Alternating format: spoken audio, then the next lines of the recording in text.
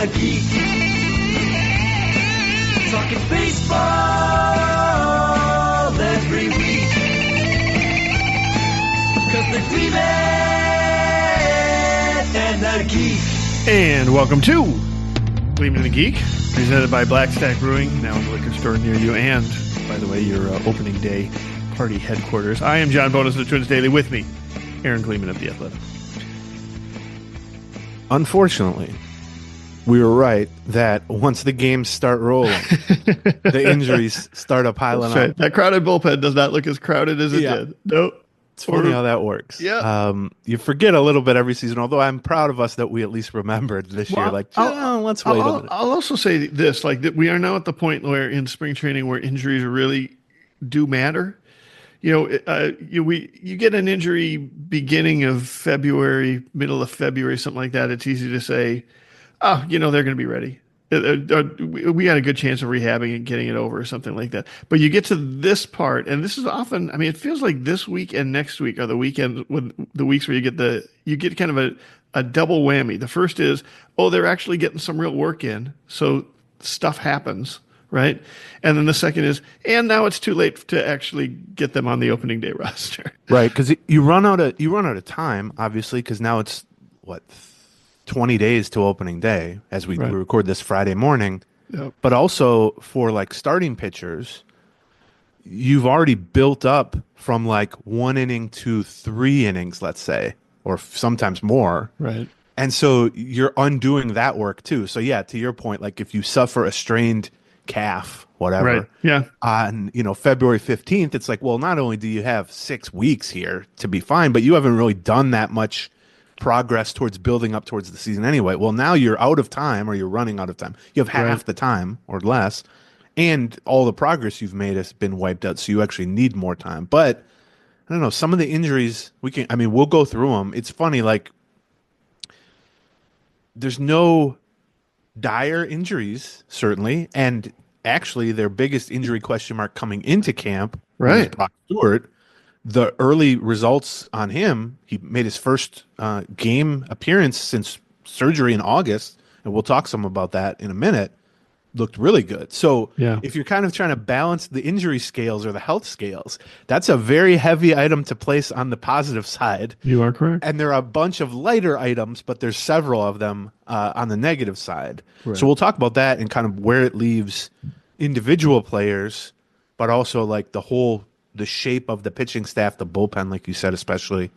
I'm really starting to think that for as much as we've talked about bullpen depth and some specific players, which we'll get into more here, the injury question with Stewart and Topa, unfortunately, and this whole I feel like we mention it every episode. Fangraph says they have the best bullpen in baseball. Right. Yeah. For as much as we've talked about that, we both kind of showed up to this episode here and thought, let's talk about the bullpen and is there an Emperor's New Clothes aspect to this thing?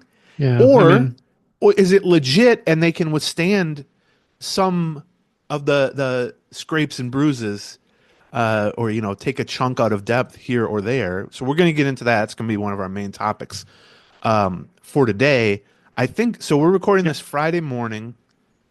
They've successfully defeated the New York Yankees. That was big. Twice. They beat them at home and they beat them on the road. Well, that's just using up wins. Yeah, that's a good omen. Yeah, that's right. And the other Baltimore has proved to be as difficult as they have been in the regular season, though. Wow. Where's Baltimore? Sarasota? I think that is correct. Yeah. The other thing is, I would expect at some point this weekend the first round of cuts, and I think you're right. We're definitely going to see some cuts, I think, this weekend. But one of the reasons that it's been delayed this long is because they've got a split squad game today. But there's also a split squad game next Friday. Now, I don't know how much it used to be that you would wait on doing roster cuts until the split squad's kind of finished up. But now you can call up so many minor leaguers from the minor league thing anyway. It doesn't really matter. It's been one of the stories earlier in camp is that they didn't have nearly as many guys in the locker room or in the clubhouse as they normally do. I think there were only 56, 57 guys that were invited to spring training camp. And and usually, I mean, a lot of times it's been high 60s, maybe even, I think I remember a low 70s in the last decade.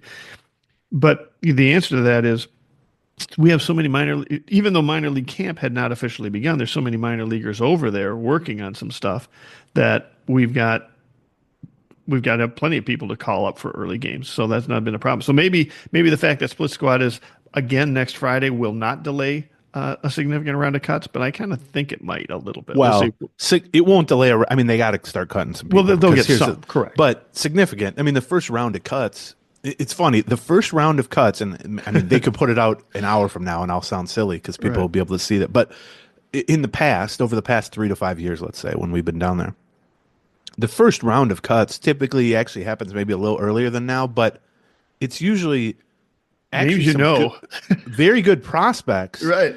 But the reason for that is it's like guys who finished last year at Double-A and aren't even on the 40-man roster yet. So, it's guys who were not even in competition for an opening day job. That tends to be the first round of cuts. Those are the no-brainers. It's guys who they've done nothing wrong, and some of them have looked good in camp. Sure. But they were not meant to be there for all of camp. They were meant there to be there for an experience, to say they did it, to be able to rub shoulders with Carlos Correa and Byron Buxton and Pablo Lopez, et cetera, and then to take that good experience and hopefully a couple good moments maybe from games and take it over to the minor league side and go brag to your buddies. Hey, I was in the lineup with Carlos Correa 3 days ago. Right, or whatever. That's right. But the other thing we've seen, Luke Keeschel is a good example of the type of player you're talking about. He's the number 3 overall prospect. Yeah, right. He's an excellent prospect, and this time next year, he might be on the team or be fighting for a job. Right. But right now, in part because he's coming back from elbow surgery, but right now he's just there because they like him a lot 5 years from now, and they want to treat him well today. Right, but that would be the first round of cuts are those type of guys. The other thing we've seen though in past years, I'm thinking about Jordan Balazovic. I'm thinking about Lewis Thorpe. I'm thinking about other names from the past. Is it's almost like it's not punitive. It's sort of punitive, I guess. But it's like you just haven't done what we wanted you to do. Either in the off season you showed up in a different shape than we thought, or you haven't done this, you haven't done that. You got punched in the face at a bar. You, left the team, in an emotional huff. Whatever it is, those are harder to predict, I guess. But I don't have any sense of any of the cuts coming being that sort of cut, but we'll see. Yeah, we'll see. Those are always the amusing ones. Sometimes we don't know about it until that we see. Right. It's odd that he would be cut. Well, I remember this was 4 years ago or something, 5 years ago maybe, standing in the clubhouse with 8 a.m. or whatever, standing there, and Betsy Helfand from the Pioneer Press. We were just babbling about whatever, waiting for she wanted to interview somebody. You stand there and you kind of scope out your targets, right? And I'll always be like, who you looking for? And she'll be like, Tyler Duffy, and it's like, all right, well, if I see him, let's do that one together because I also have a story, something like that. Yeah. And I remember she was like just looking around, and the one thing you learn in spring training, you get used to where everyone's lockers are, right? And I mean, to your point earlier, like when they have 65, 70 guys in the clubhouse some years, they have like these auxiliary lockers that they put near the door, and then when they make the first round of cuts, they just remove those lockers. Right. And it's like, well, we don't need those anymore. And so, but you also learn, like, most of the pitchers are here, the veterans are in the corners, wherever it is. And I remember Betsy going, who was there? And I look up and there's an empty locker. Yeah. Yeah. Right. Yep. And she goes, I think that's Thorpe. And then we saw somebody from the Twins, an official, walk in, and we bum rushed them, and we were like, what happened to Thorpe?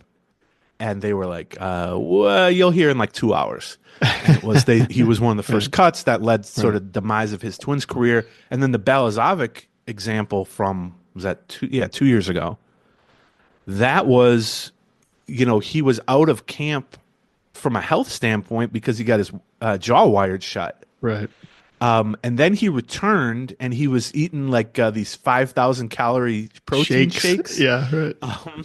And we were told like, he doesn't want to talk. Like, don't go up and talk to him. Because he can't, because his mouth is wired shut. Yeah, although when we did then, we like did 3 talk. days later, It was much better than we thought it was going to be. not only could he talk well, it turned out, I don't want to get the details wrong, but the gist of it was he was in downtown Fort Myers and got punched in the face. Right. Yeah. The details within that, whether he incited it or was sucker punched, depends on your point of view, I suppose.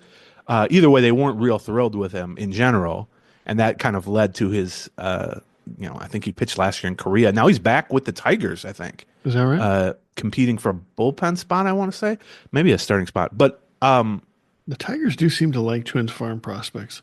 yeah, they really do. Even with Gardenhire not at the helm anymore, they still seem to like him. Yeah, you're right. It used to be Gardenhire because like Nico Goodrum went to the Tigers, and like Gardenhire, some favorites from Double A and Triple A. Right. He probably was put in a good word for him. But yeah, now they've had Akil Baddoo, they've had Tyler Wells, they've had Kenta Maeda. Yeah, Tyler Wells on Orioles. But anyway, so yeah, we'll see what the first round of cuts. The second and third round of cuts will be more interesting probably, but we'll go over those maybe on the Patreon side, Patreon, patreon.com/Gleeman. We got a special guest book for Monday. We'll go over any roster stuff. We had a special guest last Monday. We had Bobby Nightingale from the Star Tribune join us, where we talked a lot about some of the roster battles that were going on. He was also talking about some of the nastiest pitch in camp after interviewing a number of catchers about that. So it was a really good conversation with Bobby. So we'd love to have you join us. The other, not news because we knew this was coming, but officially Monday, so earlier this week, Dave St. Peter stepped down after 22 years as the Twins team president. That was, foreshadowed actually with an announcement and a timeline back in November, I want to say, mid-November or something. So now Derek Falvey has officially expanded his duties as of Monday. His official title now, he was the president of baseball operations. Now he's the president of baseball and business operations. I am curious to see this year, especially. What was that? So he was the president of baseball operations. And immediately I go, so he was the POBO. Yeah. Right. Now he's the what? President of baseball and business. Pababo. Okay. All right. Okay. I was afraid it was going to go Bobo. So we've been together so long, I start to see where the wheels in John's the just rusted out, need grease wheels in John's brain, and I'm like, here we go. This the is Grand Pobo to the Grand Pobabo. Okay, grand. So anyway, for this year, probably won't see much change because St. Peter is now I think special advisor is what he's. I did notice he immediately switched his Twitter handle. Oh, really? From at Twins Prez, yeah, too. To just Dave St. Peter. Oh, I think great. now. I noticed because I went to something on Twins, or I saw some tweet he had, and I clicked on it, expecting to see Twins Prez. Then I saw his name, and then I went to Twins Prez, and it basically is deleted. Like it says account no longer exists or whatever. And so I thought, I wonder if he debated after the past 10 or 15 years on Twitter, feeling like he was obligated to engage with fans. And, we think sometimes our mentions are a cesspool. His mentions. Oh, my God. Yeah. I mean, right? Like, whether or not you think some of it is deserved or not, like they're just uninhabitable wastelands of whatever. And so part of me was like, I kind of would have said to him, like, just delete it and walk off into the sunset, honestly. But I get why he doesn't do that. Hi, Dave, if you're listening. We'd love to have you on the podcast. He didn't change it to Louis St. Peter? Okay, Louie Varland.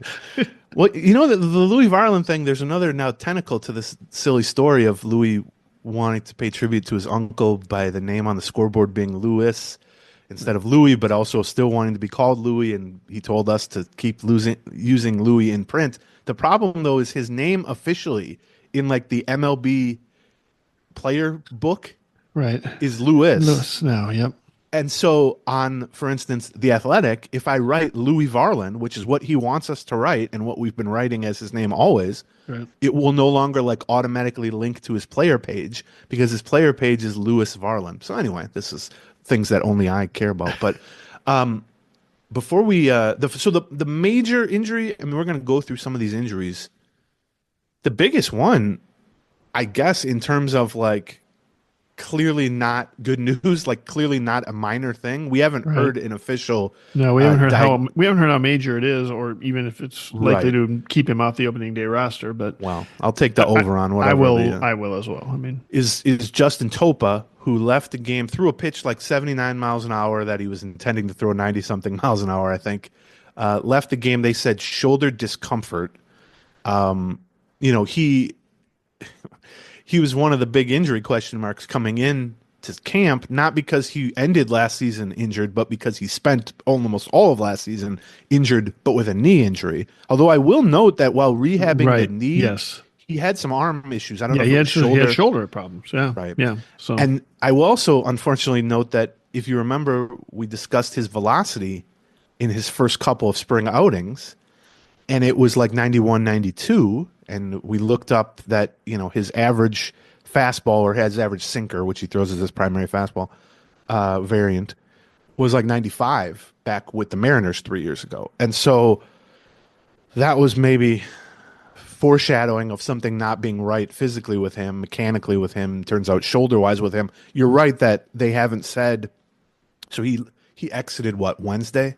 Yeah. He exited Wednesday. Yesterday was a game up in Tampa.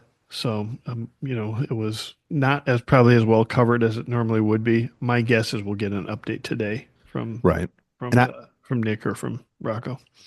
There's no reason to jump the gun, but I think just given that he missed all but 2 games last year and had some arm problems last year, was kind of, I don't want to say behind working camp, but they were being cautious with him early in camp just because of his health track record. And the fact that his first couple of outings prior to the one he left a couple of days ago, like last week, let's say, were clearly a guy either building up slowly or diminished. Yeah. We don't know. And so it's a worry. Now, this can be kind of viewed 2 ways. One is, when they initially acquired Topa, he was from the Mariners as part of the Jorge Polanco trade last winter. We heard from people with the Twins, they really viewed him as, a big piece of that trade. Yep. They felt like he had been a good setup man, 7th and 8th inning setup man for the Mariners.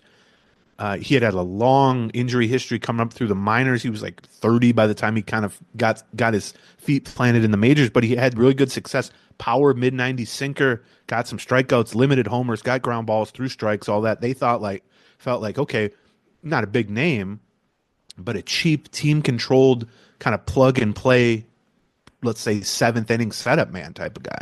Instead, he hurts his knee covering home plate last year around this time. Had also a history of knee problems with that knee, it turns out.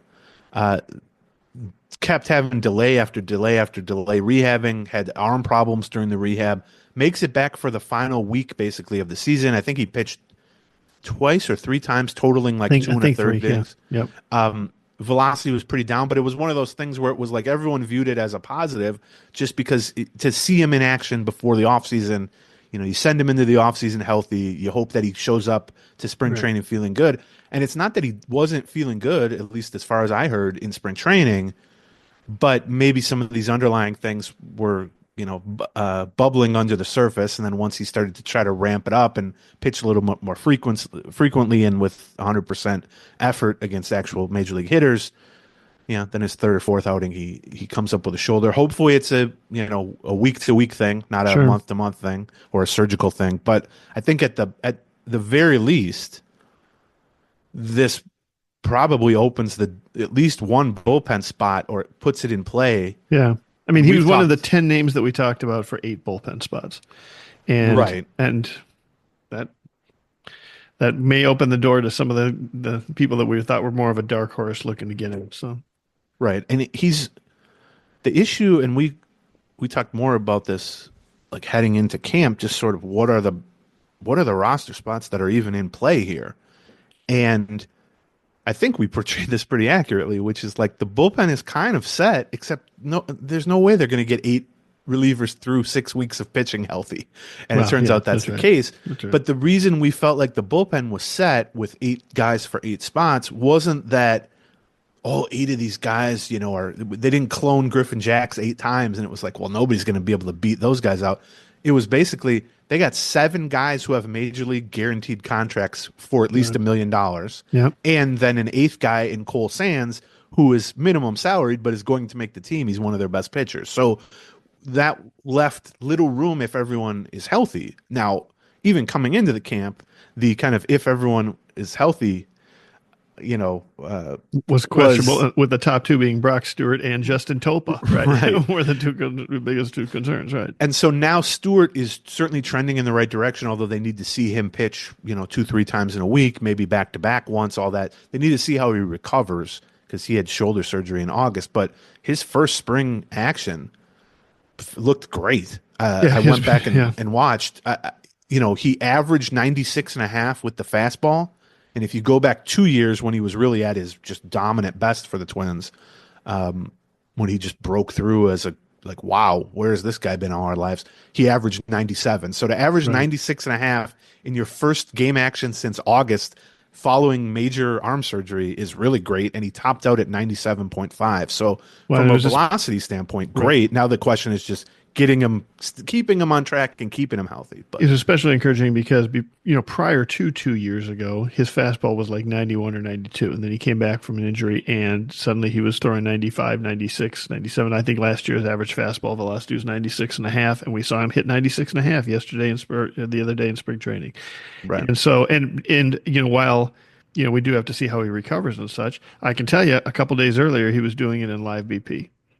So, it's not like he wasn't in a very similar situation pitching to Twins batters in a similar situation. Now, they did talk a little bit about how this is all good. Now he's got to do things like work on his pitches and such. Right. I think you can have that stuff and not have the consistency built up that you need to have to be able to be effective on a regular basis, especially to be effective in the 8th or 9th inning, which is what he has been. But I mean, he is sort of a sleeper candidate. He's not somebody that I think a lot of Twins fans think about right now in terms of, we could have a dominant bullpen right now, because he's been out of sight, out of mind for most of the 2024 season. He missed a good chunk of the end of the 2023 season. And so, but I mean, he was arguably the Twins' best or second best reliever when he was healthy last year. And he could arguably be the best or second best reliever again this year. Yeah, I mean, I'll just read you. He spent 2 seasons in the majors with the Twins. They signed him actually while he was rehabbing from the Tommy John surgery that you mentioned to a minor league deal. He was a starter who bounced around, had injuries, AAA with the Dodgers and then the Blue Jays, and the Twins said, you're a reliever. We're going to rehab you, add, as you said, big time velocity. He's pitched parts of 2 seasons. 43 total innings across those 2 seasons, which is part of the reason why people, as you said, he's sort of an afterthought. Just people haven't seen him that much. I mean, that's a third basically of a full workload over the course of 2 seasons. But in those 43 innings, 2.28 ERA with a total of 3 home runs allowed, which is not many, 59 strikeouts in 43 innings and 19 walks. So, yeah, I mean, it's hard to be any better than that, really, and especially 2 years ago, you can't be. But he had a 0-something ERA, and he was just phenomenal. But he's one. There are 2 types of kind of injury comebacks for pitchers. One is, and unfortunately, Cantorino, who we're going to talk about in a minute, is also injured again, and he's an example of this too, where the guy keeps getting injured, and whether they need surgery or they just need 3 months off, whatever it is, anything in between, they come back. And they're still wow, this guy is still awesome. This guy is still throwing 97. Then there are guys who sometimes miss 3 months or don't even have surgery. And they come back and it's where's this guy's velocity? What happened to this guy? And it's always interesting to me, and it doesn't seem to correlate to the actual injury as much as the specific player. And, it could be as simple as there is no explanation. It's just a coin flip each time. But Stewart, thankfully, for a guy who has had a ton of injuries early in his career as a starter and even now kind of post-breakthrough, he, at least so far, and we saw this last season, he tried to come back and pitched a few times and then shut it back down. When he comes back, now it's not like he's in the clear, and sometimes he needs to get shut down and surgery and all that.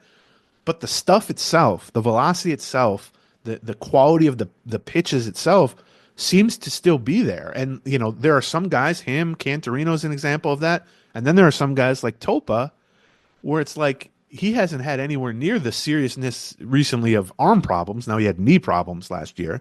And it's like, well, what happened to his 4 miles an hour on his fastball? So it's always weird to me or interesting to me to try to break down.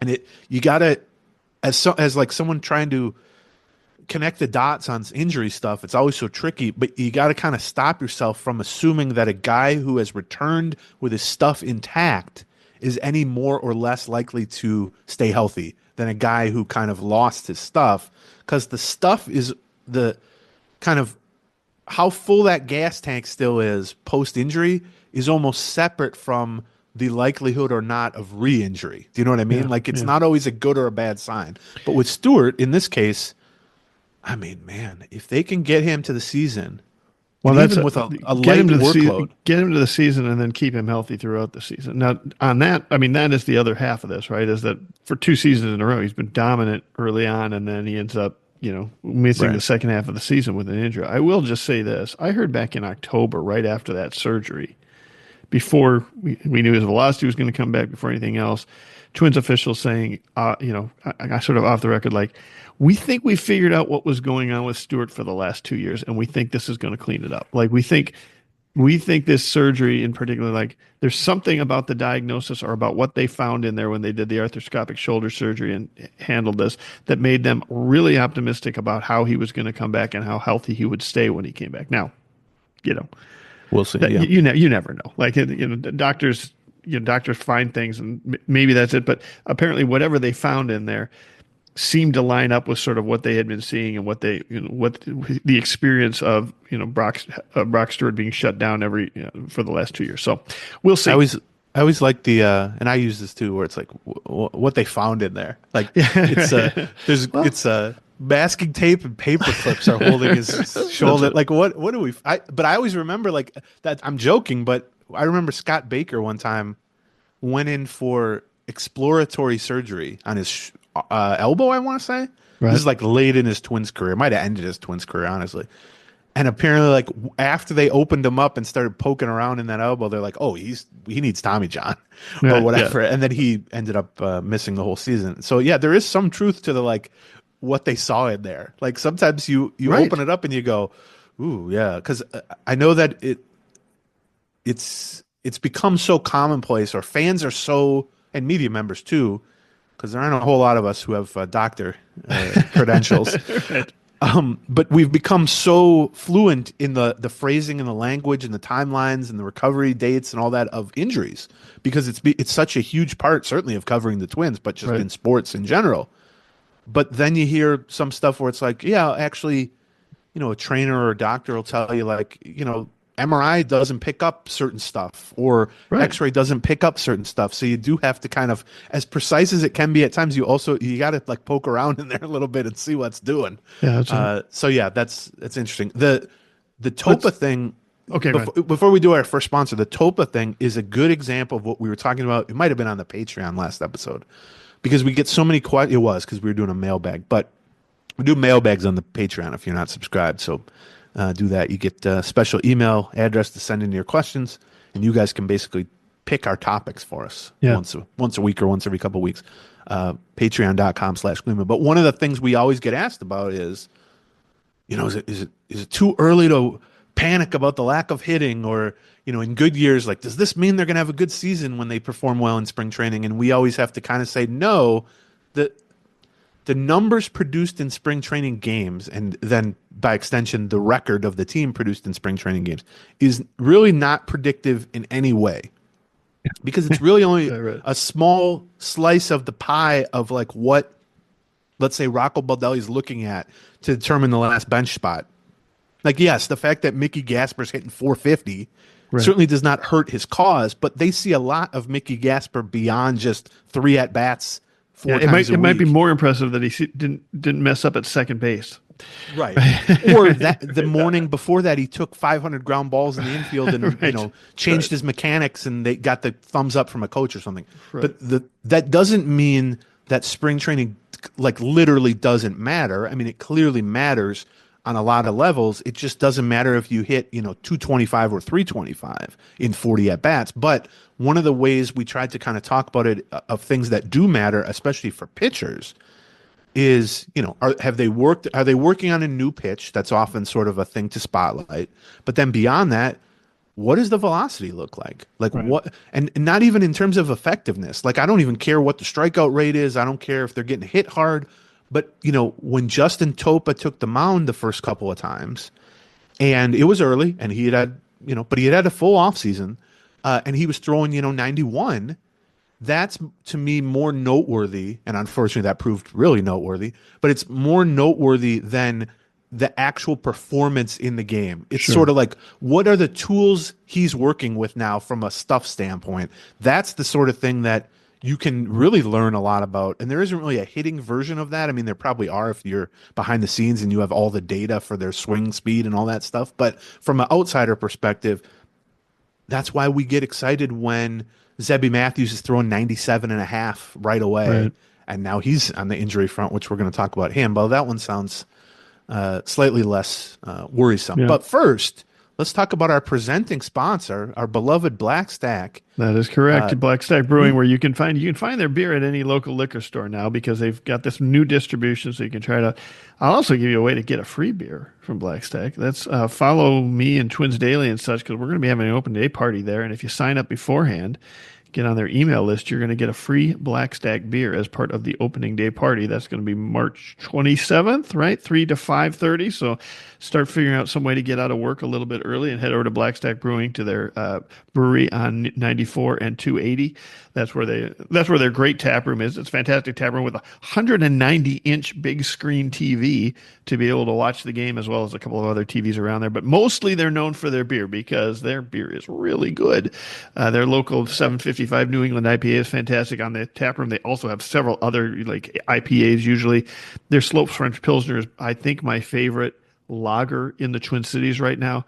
Pull Tabs Pale Ale, Uncut Jams, and Strawberry Rhubarb Sour. You can check them all out at your local liquor store. Just go in there and ask for them, or look around. They're usually kind of a silverish can for some of the stuff, or follow Twins Daily and or Black Stack social media, and we'll have some or just listen to Gleeman the Geek, because I'm sure we'll talk about it again for the opening day party that we're going to have there on the 27th. So stop by Black Stack Brewing near 94 and 280, or even easier, ask for them at your local liquor store. As featured on Love is Blind. I got some clarification on that. We talked about it on. Yes. They were a date spot in Love is Blind, which Right. I don't watch Love is Blind. They do not have a contest. They do not have an employee No. that is on Love is Blind. I did clarify that. Yes. I really hope that, because all it was somebody emailed us like a Right. mailbag question and said like, how's it feel that Black Stack's now involved in Love is Blind? And I took that as like someone from Black Stack was on Love, because I don't watch Love is Blind. I thought it was like a dating show, which it is, but Right. I thought it was more like a dating competition. I don't know. I hope I didn't cause like, the dudes who work at Black Stack to come home and they'd be like, were you on Love is Blind? I don't know. They were just a place where the dates are. Anyway, good date spot.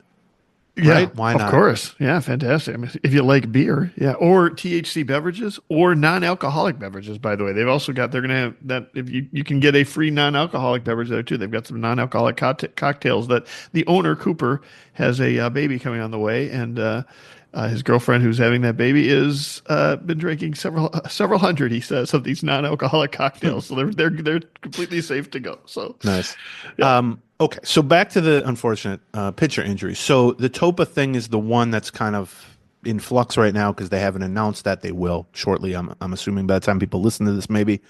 So we'll talk about that probably on the Patreon side Monday with our special guest, whatever the results of that are. The other injury, we can just run through a couple of these. Matt Cantorino, I mentioned, just sucks, honestly, for him, for the Twins. He hasn't pitched in a regular season game since like June or July of 2022, which was at Double-A. He's never pitched at Triple-A. he's also one of these guys where every time he comes back, it's electric. Stuff is electric again. And then last spring, watching his bullpens down there, people were like, wow, this dude can be good. Yeah. He was coming back from Tommy John elbow surgery at that point, then got shut down with what proved to be a season-ending shoulder injury, excuse me. Comes back this spring. Stuff looked good. He made one appearance where he walked 3 guys, but he was throwing mid-90s. It was, got to shake the rust off. Then he was warming up in Boston earlier this week yeah. for what would have been his second appearance of the spring. Felt some discomfort in the shoulder, shut it down. Now they've announced he has a strained shoulder, had an MRI and all that, been shut down indefinitely, likely to begin the season on the minor league injured list. It's just unfortunate. I mean, he's 27 years old. He's been on the 40-man roster. Now this is his 3rd season on the 40-man roster. He's never pitched above AA. He's pitched 85 professional innings since being drafted in 2019. And it ain't from a lack of effort. He's one of these guys that people speak really well of as a pitcher, as a person, as a rehab project, as everything. And it's just his body's just letting him down, unfortunately. And I think, hopefully this is a month-long injury, a 2-month-long injury, and he can get back in the mix at AA or AAA and, maybe put himself in position with a 25 good innings or something. He is somebody that, I don't know if you mentioned this. They've been thinking of him as a starter. They have finally kind of settled. No, he's going to be strictly relief now. So I think that's smart. That does provide a quick path to the majors at some point here if he ends up recovering and he's able to keep that stuff and such intact, and he starts the season at Wichita or at St. Paul or something like that, gets healthy. We could see him in the Twins bullpen, and he could also be one of those arms that when you're not really planning on being a dominant piece, but he can come up there and be a dominant piece. So. Yeah, I mean, the fact that you're constantly injured at 24, 25, 26, 27, it's obviously not a good indicator for your future health, but it's not disqualifying like that he could be 30 and be an impact pitcher at some. I mean, Brock Stewart is a great example of that, right? So, but unfortunately, I think I thought they should have moved him to the bullpen last year. To me, like if you can't get the guy healthy for 3 years, like try to figure out a workload. But to be honest, these are not workload based injuries. Now they might be workload based from his college workload at Rice, where he was worked very, very hard, like many Rice starting pitchers over the years. So maybe that was just damage that is, that toothpaste is out of the tube and it just is going to end up affecting his whole career. Who knows? You can speculate about that. But in terms of, he's thrown 85 innings plus, bullpen sessions and some spring outings. Whether he was a starter or a reliever, he threw 1 inning at a time last spring. It wasn't like they were stretching him out to 5 innings. He didn't get to that point. So it's unfortunate. He's a real good person. We've talked to him a lot. Unfortunately, he's like a story topic every spring for the same reason. Because it's like, oh, remember him? He still throws 97. They're hopeful. And then, no, he's injured. So, that stinks. But he's now out of the picture for the foreseeable future. The other one was Zebby Matthews, who we mentioned, who screwed up and made a nice defensive play, really. He's a try-hard. In a spring training game, there was a squibber down. He pitched. He was like in his second inning of work, I think, against the Yankees yesterday. Squibber down the third baseline, like between home and third, basically. He cat-like quickness off the mound, runs over there, grabs the ball, and as he kind of goes to push off with his back foot to get some momentum on a throw to first base, his foot slips in the grass, and you could see like first I thought he hurt his ankle or something. Right. It almost looked like a basketball, high ankle sprain thing. But he then was kind of making the movements of a guy who had an oblique injury where you're just kind of trying your ribs and your side to side out a little bit. And then they announced he immediately came off the mound, which for people who weren't watching on Yes Network, which I'm assuming is 95% of Twins fans, they freaked out because they saw the box score and saw that he immediately walked off mid-inning basically. Right.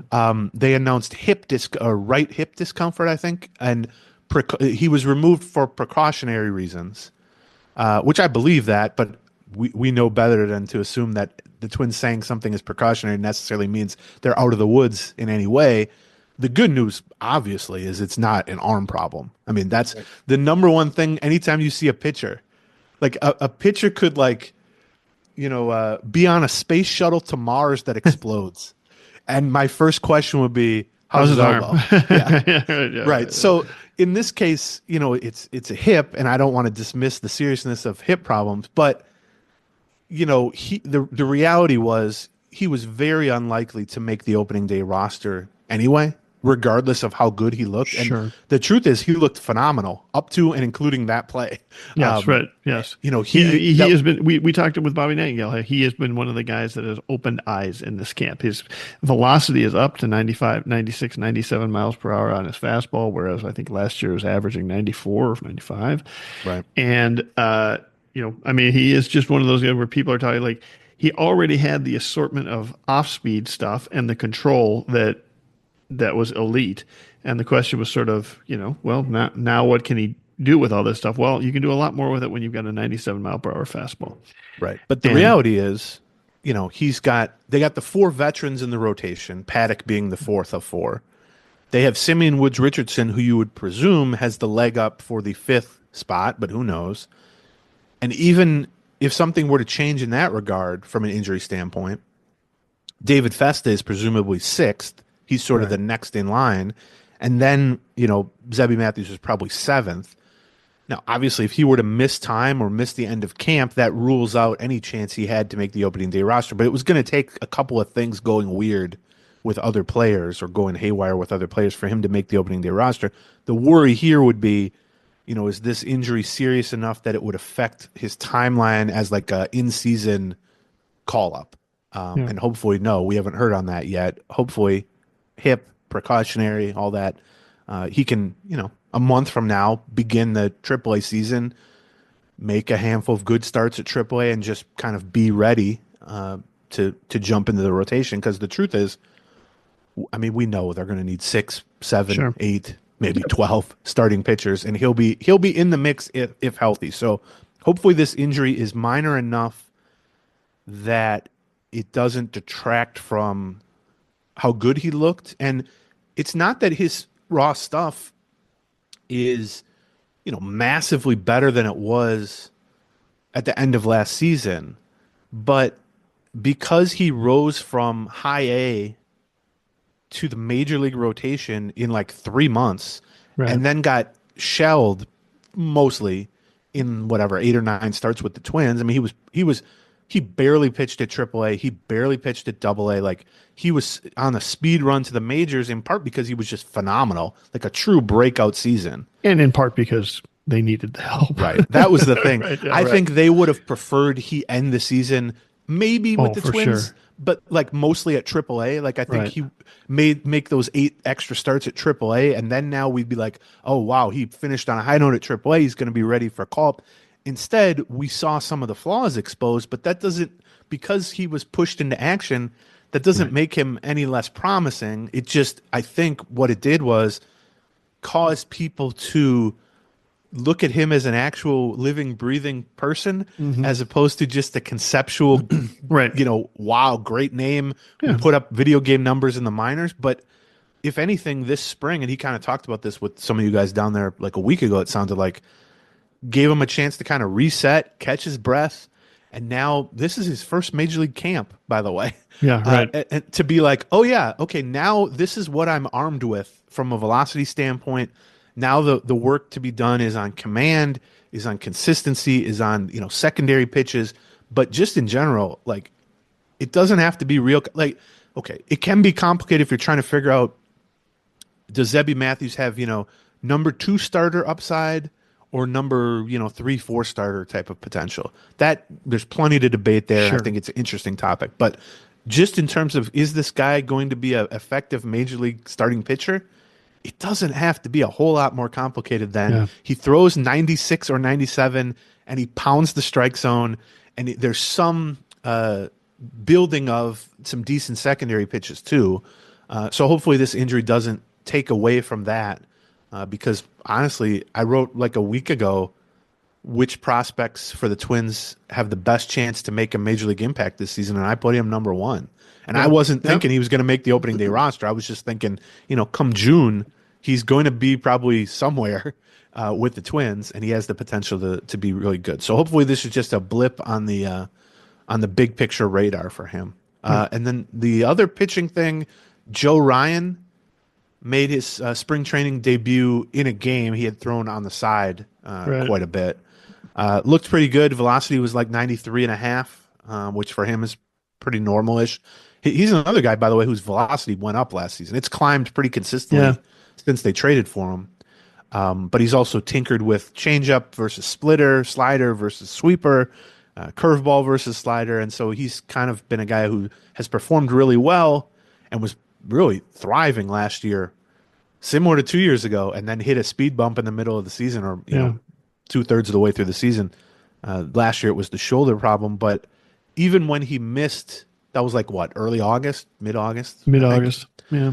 Second week of August, I think. Yeah. He ended up missing the rest of the season. The word then was, you know, if there had been another month in the season, or if they'd have made a playoff run, it's possible he would have come back, because you hear shoulder injury, whether it's Topa, whether it's Brock Stewart, whoever, and you go, oh my God, that's worse than elbow a lot of the time. Yeah, for sure. The worst shoulder injury is worse than the worst elbow injury. Right, let's put it that way. But in Ryan's case, it was more muscle, like almost back and shoulder. Right. Yeah. It wasn't like a torn anything or a labrum issue or anything. And so there was hope even immediately. Because, I mean, we talked to him like a week after the injury, and he was like, it doesn't even hurt. But it's just like day to day, it doesn't hurt. There's nothing like torn. It's just a muscle issue, basically. So there was hope at the time even that he could have a regular offseason. He could get to spring training feeling good. And that appears to be the case, too. And I don't want to say go ahead. I just mean from a stuff standpoint. Right. He's still got to, you know, again, he's behind technically because, you know, guys have made 3 or 4 appearances by now. He's made 1. And I'm sure he's a guy who is never, he's a tinkerer. Yeah. Let's put it that way. Right. Even when things are going well, you talk to him post game after he throws 6 innings of 1-run ball, and it's like, yeah, my slider was no good today, or, you know, I have to figure out a way mechanically to be more consistent here. So yeah, I mean, he's got some rust to get off, or some cobwebs to dust off, but I think I would view it kind of similar to Stewart, not from like an injury or re-injury risk standpoint, but from okay, now we've got him back on the mound. Yeah, he's still able to throw 93 miles an hour. There's no like pain involved here, but now you got 3 weeks to keep him healthy and get him further built up, and also kind of smooth out some of the rust aspects of this. Right, thing. That's the difference between him and Stewart, is you actually also have to pay attention to his pitch counts now. Right, so you've got to start getting him up to the point where I think he threw 37 yesterday. He's got to get up to, you know, probably another 70. He probably needs to be up to 75 by the time we end up breaking camp here. So, you know, each of his next, there isn't a lot of room for error anymore. There's no margin for error right now with Joe Ryan, but there's not a lot of margin for error for any pitchers right now at this point. Like we're less than 3 weeks away from opening day. So my guess is that they can just, you know, keep building him up, and that he, you know, if his pitch count is a little bit low by the time it ends up leaving spring training, he ends up the 4th or 5th starter when the season starts, as opposed to the number 3 or number 2. So you can, and we've seen this in years past too, you can kind of buy whoever your most, you know, least trustworthy from like a health and conditioning and durability standpoint starting pitcher is leaving camp. You can kind of buy them an extra week. Right. Immediately, just because there's off days built into the opening week. Like they play 1 game in St. Louis, and then there's an off day.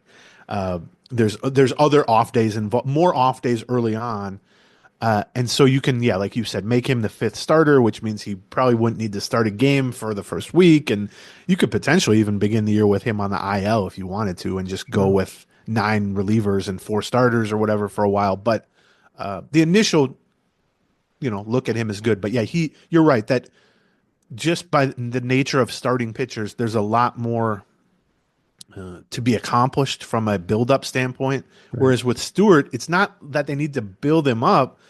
He's thrown an inning. That's all he's going to throw. There's maybe some kind of how do you bounce back, but I don't think they're really going to use him back-to-back days very often in the regular season anyway. With Stewart, it's really just keep him healthy, get the control, and all that's part of it with Ryan too. But yeah, your point is you can't really put the bubble wrap on him for the next 3 weeks because he's got to add 40 or 50 pitches to kind of what he's built up for. But let's see, there was one other. Marco Raya. Marco mention Raya. Marco Raya. That was a calf injury, I think. Is that something like a calf strain or something, I think is the idea of some sort of leg strain that he's dealing with. So Marco Raya was probably going to be number 3 in the St. Paul Saints rotation. My guess is he would kind of fall in between, in terms of like guys who might eventually make their way up. He would fall in behind Festa and behind Matthews before, based on what we kind of think is going to happen with the rotation and what we think is going to happen there. The question there with Raya has always been that they're real careful with Raya. Raya had some injury issues when he was, late teens, and so arm issues when he was late teens, and so they've been really careful with how many innings they let him pitch, both in ball games and during the regular season. So he's often been limited to 3 to 4 innings in a start. Last year they looked like they were going to start loosening that up a little bit. He got it up to like 5 innings on a couple starts, I think.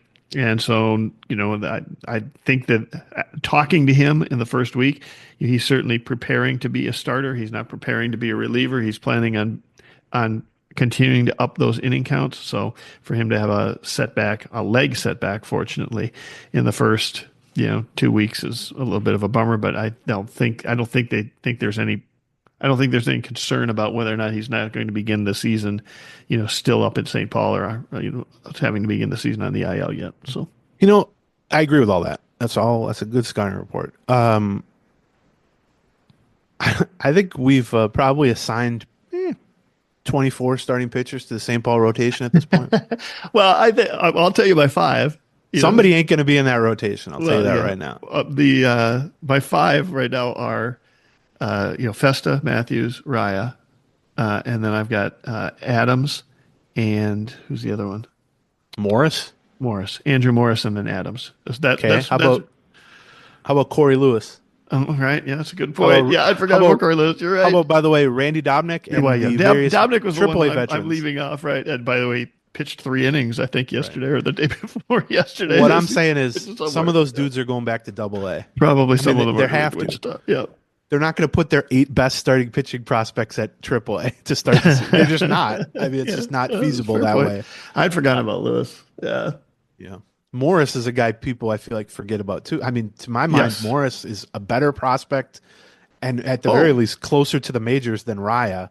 Oh, I think so too. Well, yeah, I think he might be ranked higher on Twins Daily's list right now, and he's certainly closer to the majors because he's certainly been doing a starting pitching load. Right. So if someone is going back to Double-A, it might be right. It might be right.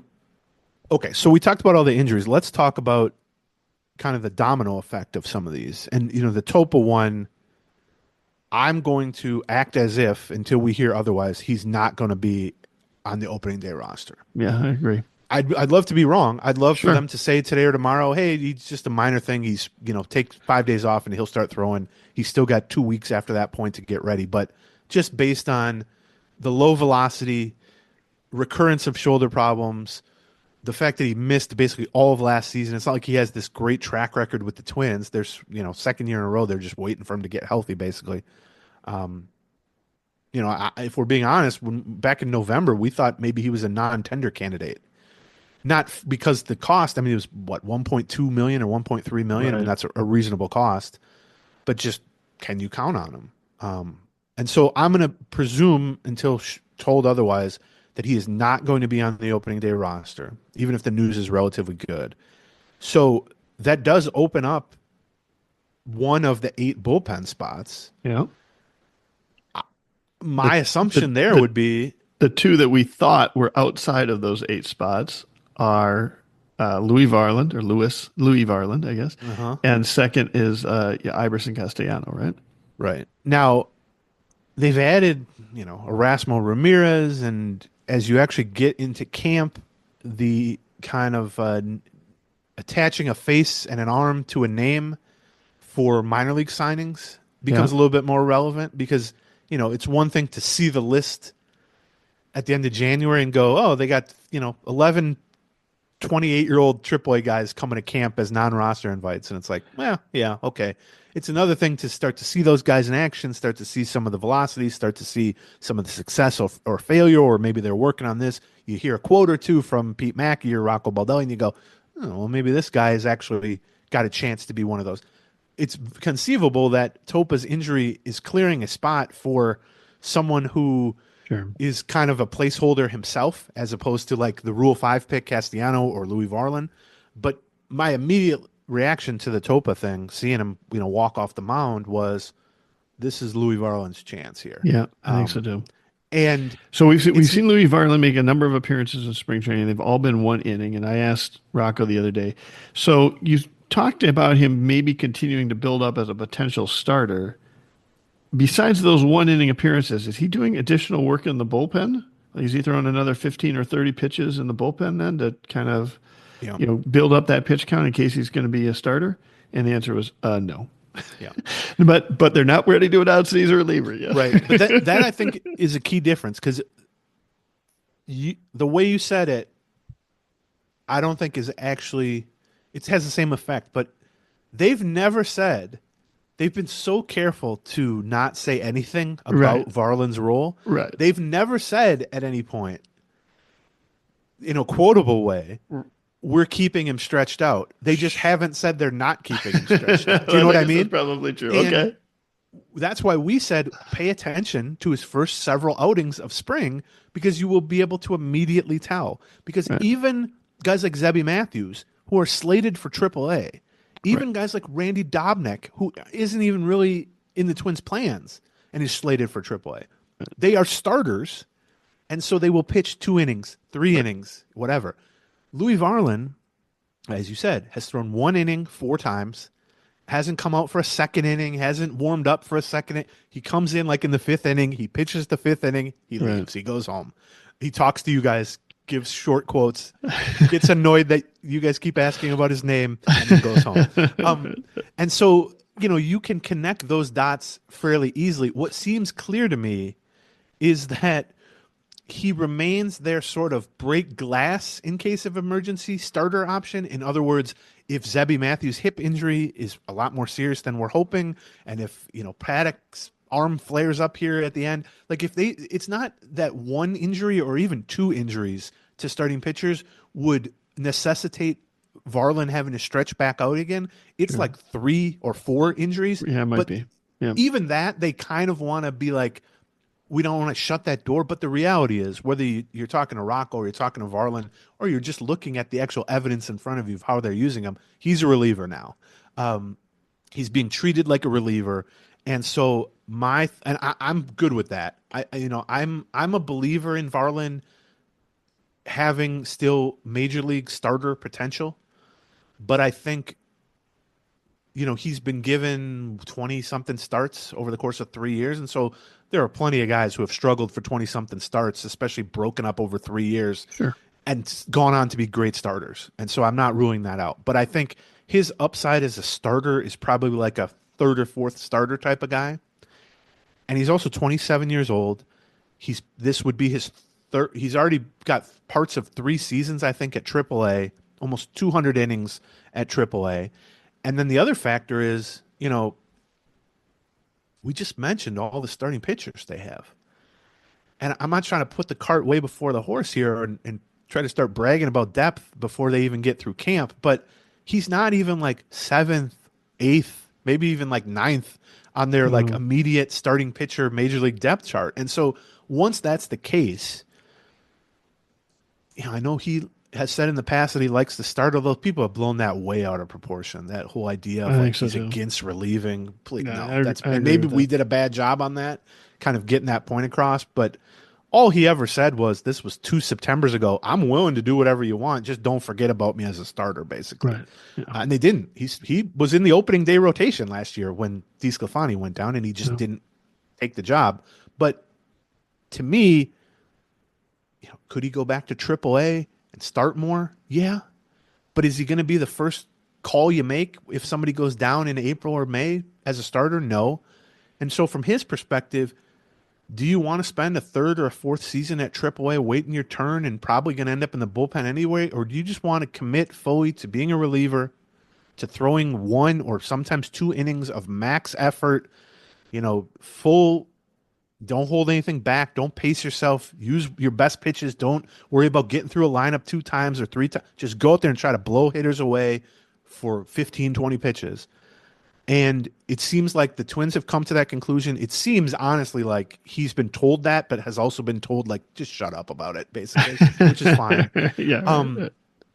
We can read between the lines on it, and that's fine too. And we've joked about Baldelli, his thoughts about Varland, and I would say Baldelli has always been very diplomatic, both in terms of the necessity and value of rotation depth for the team, of which Varland has been a part of, and also just of Varland's career and wishes and upside as a starter, because I think they believe he can be a decent starter. But the reality is, like, from the moment Baldelli saw him pitch out of the bullpen in September, 2 Septembers ago, he started drooling a little. yeah, and he was dropping expletives. He was, yeah. I mean, I think this was off the record, but I don't think this is a bad. I'll share this. Like, it was like his second or third relief outing 2 Septembers ago, and he hit 99 or 100 Varland, and we were like, "Boy, has this changed your view of Varland?" Or whatever? And he goes, "Man, he could be effing good as a reliever. Like, the stuff is just incredible and all that." And so he's never sort of gone away from that. And so I think if the decision were up to Baldelli solely, which it's not, roster, he doesn't choose the roster. Varland might have been a reliever last year, and I know he ended, but I mean, like, in the middle of last year.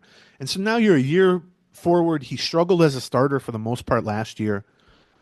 You have, because of the kind of development of guys like Festa and Matthews and Morris, et cetera, he's been pushed down the immediate depth chart or even the future depth chart as a starter. And so, it's not like they, I'm saying they don't really need him as a starter. It's not like they desperately need him as a reliever either, but you can find a major league bullpen spot for him, whereas you cannot find a major league rotation spot for him now. Right. And relief is different than starting because the role matters as a reliever. The role doesn't matter as a starter. I know we get obsessed about who's the number 1 starter, the number 3. They all start every 5th day. It doesn't matter. And they're all trying to do the same thing. But the idea as a reliever is if he can get his foot in the door as the 8th guy out of 8, he can kind of choose his own adventure from that point. Like, he can pitch his way gradually, or not even gradually, up the bullpen hierarchy to the point that he can raise his importance and his role and his leverage through his performance, where you can't really do that for the most part in the rotation. So if there's a silver lining from the Topa situation, it's that the door is now wide open for Louie Varland and he's looked good through 4 appearances, 4 innings, all shutout innings, throwing 97 basically. I want to see him as a reliever. I mean, I've been that way since the end of the middle of last season. I would say, I want to see, after 2 years of hearing about this and 2 years of looking at the velocity jumping as a reliever and all this other stuff, I think he'll benefit from being able to go max effort. I think he can be pretty consistently upper 90s instead of mid 90s. Yeah. I think he can also benefit from a command standpoint because homers have been his issue. But if you're just kind of trying to blow people away, it's less about command and more about just overpowering guys. I also think he can benefit from scaling back the number of pitches that he's relying on. Like, as a starter, you need 4 pitches, let's say. As a reliever, you need 1.5 pitches, maybe, that you can really count on. And so I think all those things point to, would I bet John's house on Louie Varland having a 10-year career as a good setup man? Not necessarily. But I absolutely think that the math is there and the path is open. You would bet my house on him being a significant portion of the Twins bullpen this year. Yes, or at least having the opportunity to do that. You know what I mean? Like a +1 WPA or something, a +1.5 WPA in the bullpen. I mean, the reality I kind of would. Probably. The reality is, just based on like upside as a reliever, purely as a reliever, he's at a different level than, the Michael Tonkins of the world. Of course. he's similar, I guess, in a way to like Alcala in my mind, where it's like Yeah. you look at him on a good day and you go, this guy is going to be a great setup man for 6 years. Right. You look at him in a bad day and you go, why isn't this guy more consistent? Except Right, the yeah. difference, I would say, and I haven't given up on Alcala. I mean, No. but the difference with Varland is he hasn't been given the opportunity yet to be consistent and as a reliever. And I think it's a Right. mistake generally. And no team has a history that shows this more than the Minnesota Twins. And I'm writing about this for Monday, actually. Basically, every great reliever in Twins history was a failed starter. And so if you would have stopped all those guys before they made the full-time conversion to the bullpen, LaTroy Hawkins, Eddie Guardado, Glenn Perkins, Joe Nathan, Taylor Rogers, if you would have stopped them at the moment they were about to switch from being a struggling or injured starter to a reliever, we would be having the same conversation, which is like, well, the consistency hasn't been there and he hasn't proven it. And then 6 months later, they prove it.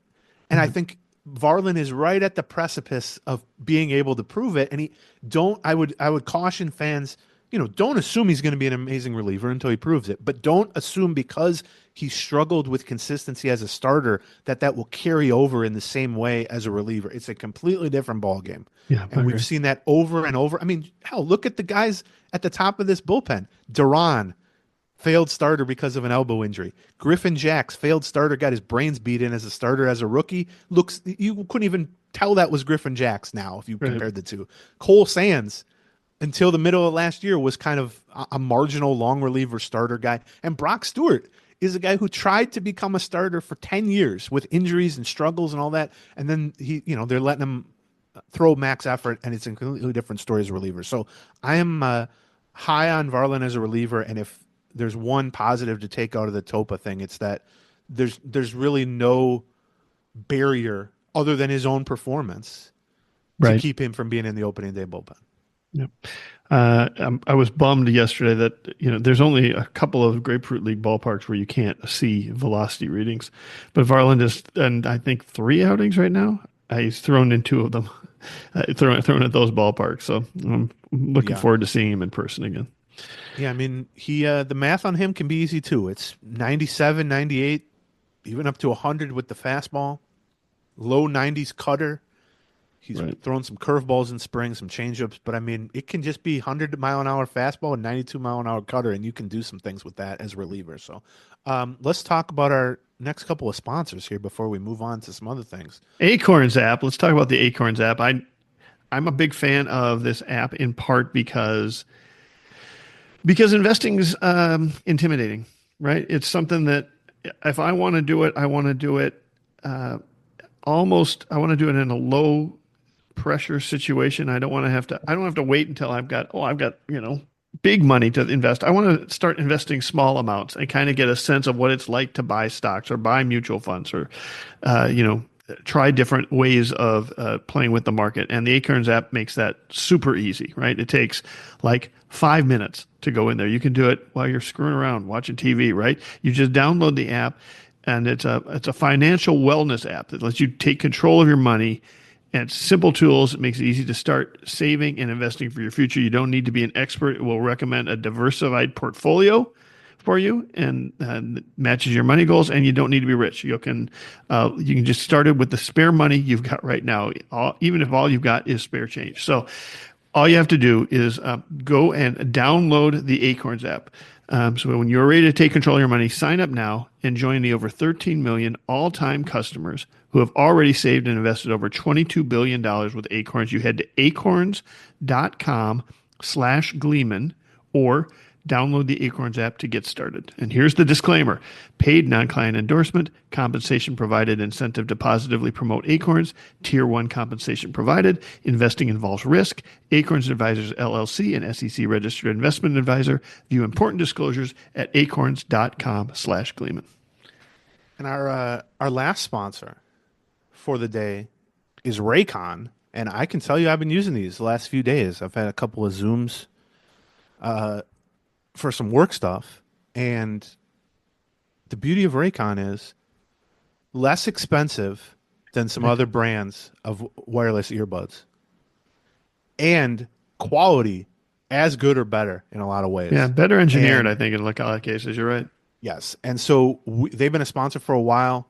I still remember the first time I tried it. I was like, "Ooh, I like the battery life on this thing Right. 32 hours of is battery life. very good." Yeah. As someone who just sort of wears these around the house because I work from home, that's really helpful. As someone who also is not the smartest technologically, they're very consistently easy in terms of pairing with different devices and all that, which is very helpful for me. You can even pair them now with 2 devices at once. Yeah, Which I didn't even know was possible. And Yeah. I know you guys wear them when you go running, Yep.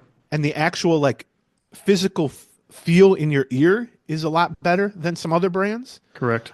So that's a big thing too. So Raycon, we've been users of these for a long time. If you go to Buy Raycon, that's BuyRaycon, buyraycon.com/Gleeman, you can get 20% off the best-selling everyday earbuds. Brought to you by Raycon. That's buyraycon.com/Gleeman. Okay, so yeah, I mean, here's the other thing on the pitching side, and then we got a couple of news and notes here that we can go over too. But you know, the Topa thing I think can be directly connected to Varland, right-handed pitcher, setup potential, et cetera, et cetera. It could also though be an opportunity Right. to keep the Rule 5 pick, Eiberson Castellano. That is correct.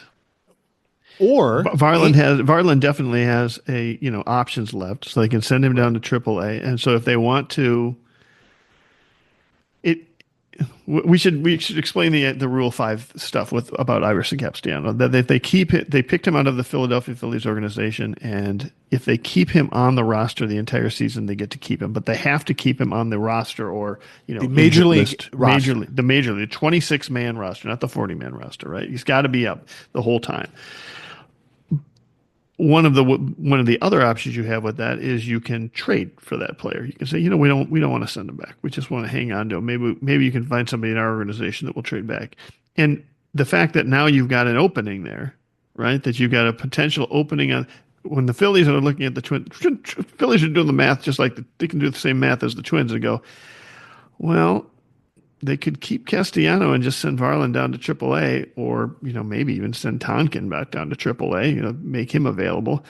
They've got room for Castellano at least on opening day, which is the biggest hurdle to get through. Now you've got to get through another 162 games with him somewhere in that bullpen as well. But Castellano has looked good enough that I think the Twins. I think he's opening enough eyes that they feel like they might not even need to have him just in the low leverage inning eater situation. Eating innards, that's bad, John. Eating innards. Well, you should see that curveball. I mean, yeah, it is eating some innards. There's no question about it. It's looking. I do feel like there's a path towards him making this roster now, and it also, at the very least, it gives the Twins some leverage to if they want to, not have him on the roster the entire season. If they want to play around and be able to bump him back and forth, gives them some leverage in trying to make a deal with the Phillies. Right, and the Twins did that with his previous regime, but with Scott Diamond, they took Scott Diamond in the Rule 5 draft from the Braves. They got about halfway through spring training, and I think the idea was similar to what you're saying. He was a starting pitcher still at that point. I mean, Castellano long-term might be a starter, but he's not going to be in the Twins rotation. But with Diamond, they basically said, we'll keep him. Like, that's fine. This is, I think, what they told the Braves at the time. Like, we'll keep him if we have to. But we'd prefer to just be able to send him to AAA and let him kind of develop normally and use him as a normal player.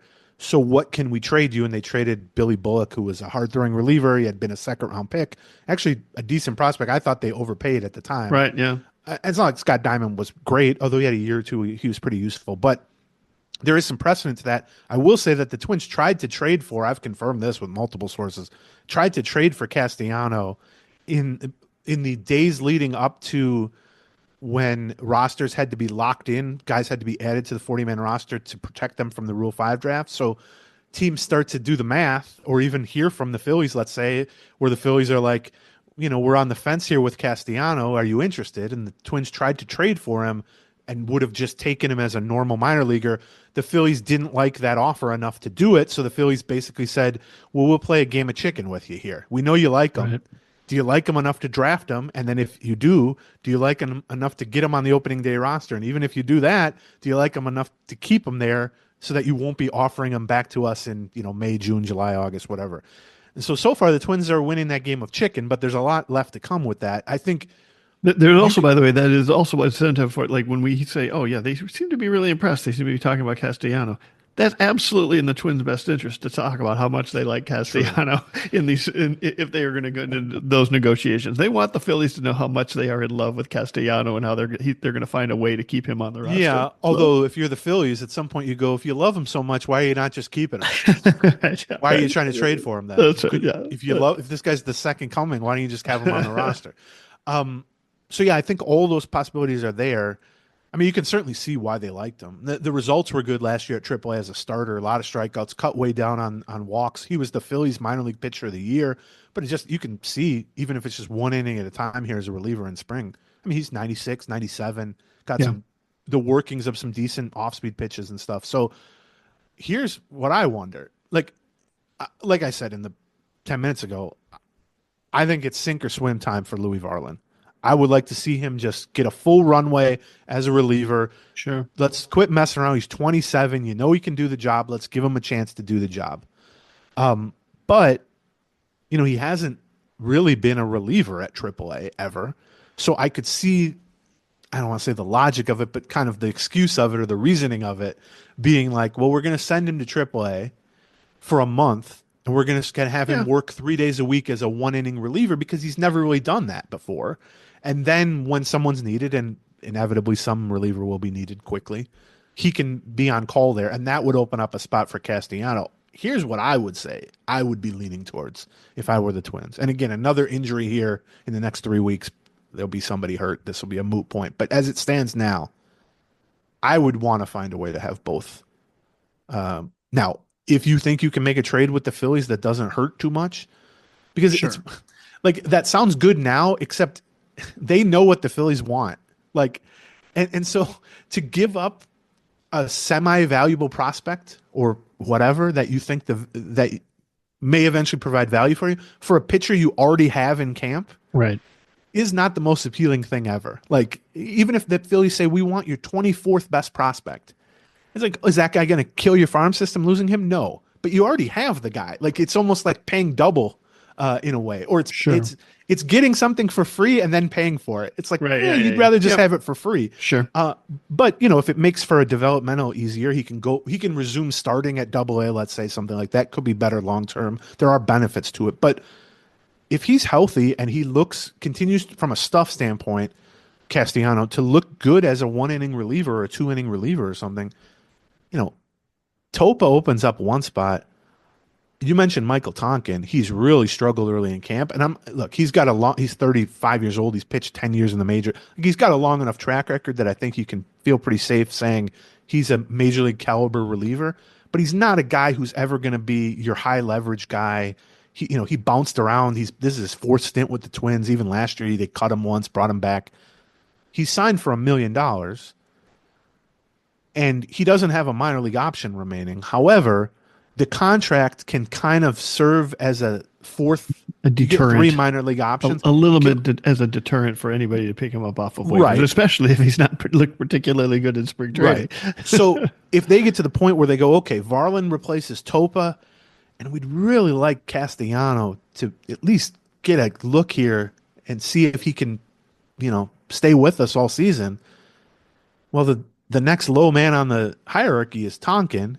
Right. He's struggled in camp. I'm not saying that's super relevant, but he's certainly a marginal guy. You got to perform well if you're those guys. He's owed $1 million whether they have him or not. But if you place him on waivers, that $1 million guarantee makes him much less likely to be claimed. We've seen that in the past, similar situations with Jake Cave, with Jarrell Cotton. There's a couple other examples of that. Right. The Twins have almost used that as a waiver shield to kind of get an extra option on a guy or kind of have a 27-man roster. I mean, poor Jarrell Cotton, he got sent up and down, waived about 40 times that one year. Right. because he had a 1.1 million or $1 million guarantee. And I remember Megan Ryan, who was on the beat then, asked him, how is this like from a human standpoint, right? Like Right, you come up and you're getting $1 million a year, so nobody's crying for you or anything. But you come up and it's not like he pitched poorly, but he was always the odd man out because they knew they could pass him through waivers because who's going to take on the $1 million contract? And he said, well, they kind of laid this out to me when they signed me. Right. And I remember Jake Cave, similar thing. We're giving you this contract because you're going to be in the majors, but this contract will also make it easier for you to kind of shuttle back and forth. And Cotton, I remember, said, I got a young family. We like living in St. Paul. We like the fact that when I do get waived and I get sent back to the minors, it's not Rochester, New York, or Las Vegas, right? Or whatever. Both. I mean, it is one of the nicer things about having a AAA club also in the Twin Cities is that a lot of these guys can sign up for this. Like, so this week I go to work in Minneapolis, and this week I go to work in St. Paul. That's not so bad, right? And I had one of my somebody asked me, like, so why are people hesitant to pick up the $1 million contract given the fact that, minimum wage or minimum player salary is like $750,000, right? Like, why are they so worried about picking up the extra $250,000 for Tonkin, right? Well, the answer isn't so much that they're worried about the extra $250,000. The answer is when they pick up players like that, what they mostly want is a guy that then, we'll put him on the roster for a little while, but then we're going to try and sneak him through waivers. And we're going to try to get him down to St. Paul or down to our AAA club. And when we do that, we don't have to pay him the minimum wage. We don't have to pay him the $750,000. But with Tonkin, even if you do manage this, now the $1 million is your problem if you end up picking that up, right? And so if you end up while he's on your roster, you're only paying him slightly more than you would have to pick up anybody else that you put on the roster, one of your own farmhand guys, right? But if you want to stash him back, if you want to play this game where you're kind of bopping him back and forth and stashing him in AAA, while he's being stashed in AAA, he's also costing you $1 million while you called up your prospect or whoever you wanted to from AAA, who's also costing you the $750,000. Well, that's where it hurts a little bit for that type of player. Yes, all that I agree with, and I'll add this. Yes, the minimum salary is very close to $1 million. It's $760,000. Okay. And so you look at that and you go, I mean, even for a team with a payroll in the 140, right? The difference between $760,000 and $1 million is nothing for them. I mean, it's a rounding error for them. However, each player that gets called up from AAA doesn't get locked into a $760,000 salary. They receive a prorated portion of $760,000 for each day they're in the majors. The reality is most of those guys are making $20,000 out of that $700,000. And so that's also a difference. You can say in your head, well, Tonkin's making $1 million and the guy he's replacing makes the minimum salary, which is $760. But the guy he's replacing doesn't make $760. That roster spot makes $760. Right. You can cycle 40 guys through that roster spot and have them each there for a week and they each make $30,000. Whereas Tonkin gets the $1 million. And so that is also a factor in that. But so what I'm painting here, I guess, is Michael Tonkin is absolutely a very reasonable 7th or 8th guy in a major league bullpen. $1 million is certainly what that type of player is worth. It's not like an egregious signing that they made with him. Sure. He has the ability to throw 2 innings. He's not really a long reliever, but he can go 2 innings, which helps in that sort of lower leverage role. I think they like him as a person. They drafted him 15 years ago. He's back for a 3rd or 4th time. All the kind of soft factors work in his favor. Sure. He's got good stuff. He's like 6'7". He throws strikes. He can miss bats. All that. He's just not someone you want pitching the 8th inning. He's someone you want pitching the 5th and the 6th inning, let's say. But if he's what's standing in the way from keeping a potentially promising 22-year-old starter prospect in Eiberson Castellano, and you have that $1 million kind of shield. Yeah, that's what he's here for. Right. And it wouldn't surprise me that was part of the process of keeping Tonkin via arbitration for that $1 million with the idea of he can be this year's Jarrell Cotton, he can be this year's Jake Cave, where he's like our extra kind of shuttle back and forth. Because what are the outcomes here? Let's say Topa's out for opening day and Varland ends up winning that spot. But let's say they also can't work out a trade they like with the Phillies, but they want to keep Castellano. Well, Tonkin is the obvious guy to cut. So let's see how that plays out. Here are the ways this could play out. One, you designated him for assignment, which means he goes on Right, yeah, waivers, right. and someone claims him off waivers. Okay, you've lost some of your bullpen depth, but clearly it's not that important to you. And you just got a refund on $1 million, which I'm sure the Polettes can, do whatever Sure. with that. Or you designate him for assignment and he passes through waivers unclaimed, and you can just put him at AAA, in which case you've now added to your bullpen depth because you've kept Castellano also, and you can just call him up again and do the same process anytime you want, basically, and just hope he can pass through the whole time. So there's no like huge downside. It reminds me of when we used to talk about Drew Butera, who was at a brief time, this is 10, 15 years ago, was the third catcher. And Ron Gardner was obsessed with having a third catcher. And they kept him on the roster for months as the third catcher. And he got like, he'd play once a week or something like that, basically. Right. And I remember there was a quote from Gardner or maybe like Bill Smith or whoever maybe Terry Ryan, I don't remember who the front office leader at the time was. And it was like, ideally we'd like him to, go back to AAA and get some playing time, but we're worried, we can't send him to AAA. We'd have to place him on waivers. And I can distinctly remember both of us going, yeah, what's the down? Okay, he gets claimed off waivers. You've lost the worst hitter in baseball, basically. And, God love Drew Butera. He had a 12-year career in the majors. Right, he did really well for himself. Right. He's a useful player, but it should not kind of be a roadblock to any bigger picture keeping of talent or roster moves or anything like that. So I think the Topa thing, Tonkin struggling, but also even if Tonkin were pitching well, this would still be in play. There are very much paths for Varland and Castellanos to be on the team if that's what the Twins decide they want in the short term and with Castellano long term. I think if you're taking a look at sort of the bullpen news that has come up here, you've got the Topa injury, you've got Duran not showing quite the velocity that he had before. I don't know if we'll get to that or not. But on the other hand, you've got Brock Stewart looks healthy and showing velocity that he has. You've got Varland almost definitely going to be a bullpen arm and continuing to show that how dominant he could be in that, or giving some hints of how dominant he could be in that. And then you've got Castellano being, every bit as good as they had hoped that he would be, but maybe even better, and looking like a decent fit for that role. So, overall, even though we started the news with, Topa's been injured, that, hurts the team. I think a lot of the news around the bullpen, for the most part, has swung towards still feeling pretty good about where the bullpen is sitting. I think the positives and the positives are. Other than Stewart, there isn't. Other than Stewart, there isn't really a positive, right? Well, I think we weren't sure that Varland was being groomed for the bullpen a month ago. We thought he would probably be groomed for that, and so having him as an additional option, I think, is a piece. And I think Castellano was an unknown enigma at that point, and I feel like having him available and having a path for him to make the team is also a plus. So but the Duran thing. No, this is year two of us talking about this. I know, and I like I said last year, in the middle of last year, I felt like I was taking crazy pills. Like I just would ask people, including Duran, by the way. Baldelli, Duran, Falvey, Pete Mackey, ask other and I'm like, what's up with him? And people would look at me like what are you're speaking what language? And it really was an example of people just denying the reality in front of them.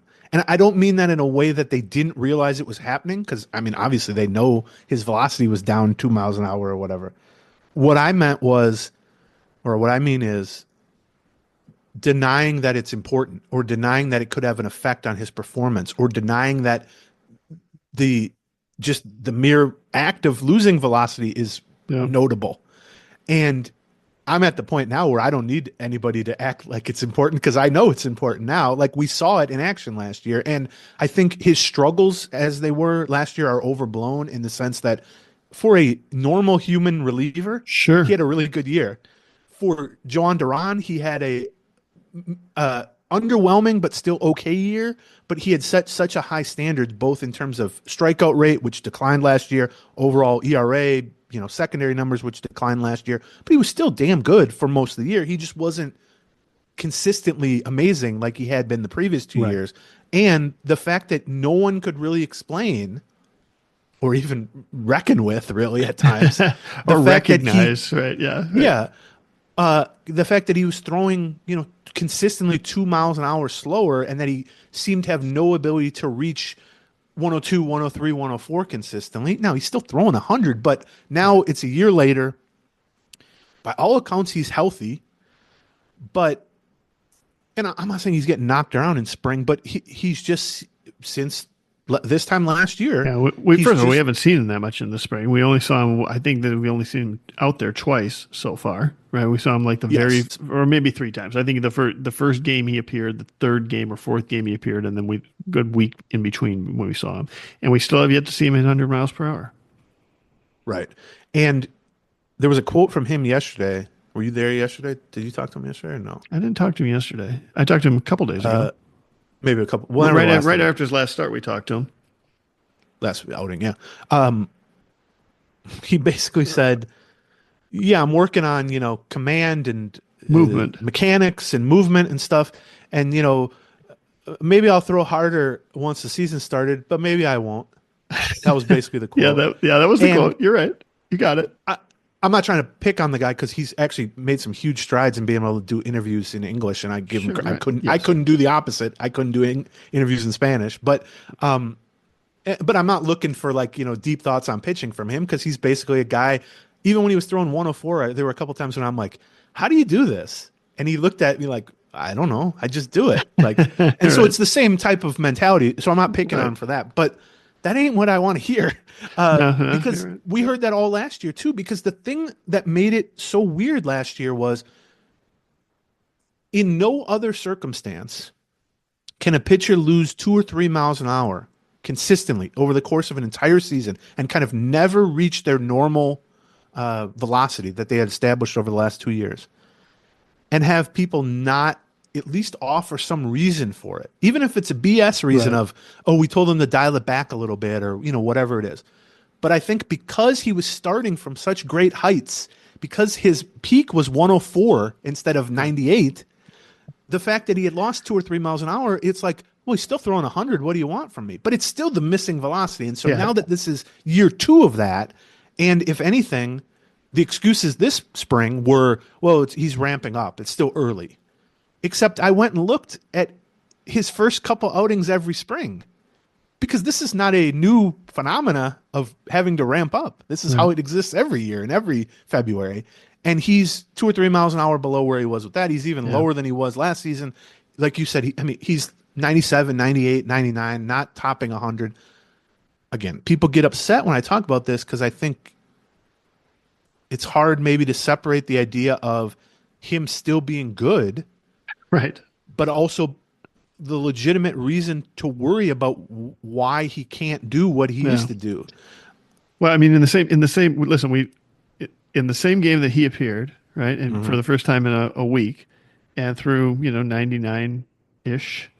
Brock Stewart showed up in topped out at 97.5, and we're doing cartwheels about Brock Stewart, and we're worried about Durrad, right? Which is the irony of what we're talking about here, right? Like I understand both sides of it, right? The one side that says, yeah, he's down several miles per hour, and he's not used to being down several miles per hour, and he's also getting hit a little bit. Like he threw 16 pitches in that outing. He didn't get a swing and miss. There were 0 swings and misses in those 16 pitches. And last year, his strikeout rate was, significantly lower than it was the previous 2 seasons. Correct. So, I mean, that's not the same guy. Like, you don't know that you want that guy necessarily coming in a tight situation in the 9th inning or the 8th inning necessarily. And maybe you do, right? But you can also see from the Twins standpoint, is like, well, first of all, if either he has the velocity or he doesn't have the velocity, there doesn't seem to be anything medically wrong with him. Maybe he just doesn't throw that fast anymore. Well, that's my theory. We still got to figure out how to keep him effective, and to that we're doing what he says he's doing, which is like, I'm working on the shape of my pitches, I'm working on the location and such. Well, okay, right. We can still be worried about the velocity, and their point is, yeah, but you can also still say he's still throwing 99 miles per hour. So. And I also think the idea that velocity is a separate thing from working on pitches, working on movement, working on command. All of that exists at a high level because of his velocity. Maybe, yeah, maybe. And, yeah. Look, again, he was plenty good last season for the most part.